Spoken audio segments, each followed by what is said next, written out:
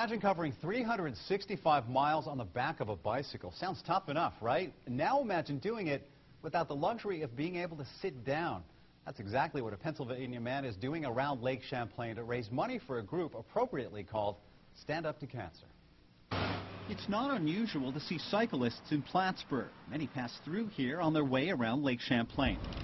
What you don't often see is a rider like Frank Cavalluzzi, who takes cycling seriously and can never be accused of sitting on the job. I started standing about 4 or 5 years ago. That's when Cavalluzzi, who was an avid cyclist, was diagnosed with asthma and put on several medications which brought his passion to a halt.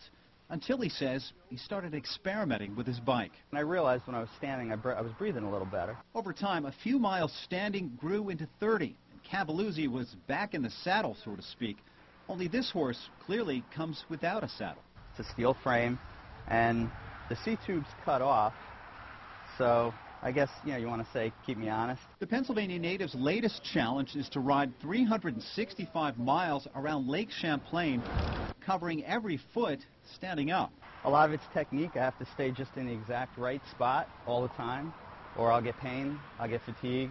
Which is why it seems more than appropriate that Cavalluzzi has dedicated this ride to trying to ease the pain of others by raising money for a group called Stand Up to Cancer. A lot of people close to me have been struggling the last couple years, and my mom's a survivor from years back. As of Thursday, Cavalluzzi was almost halfway through his trip after a couple of punishing days riding into a headwind. It's like pushing a sailboat uphill. Cavalluzzi knows the sight of a man without a seat is bound to get attention. It's something he's banking on as he remains upright and committed, you could say, to standing up for what he believes in.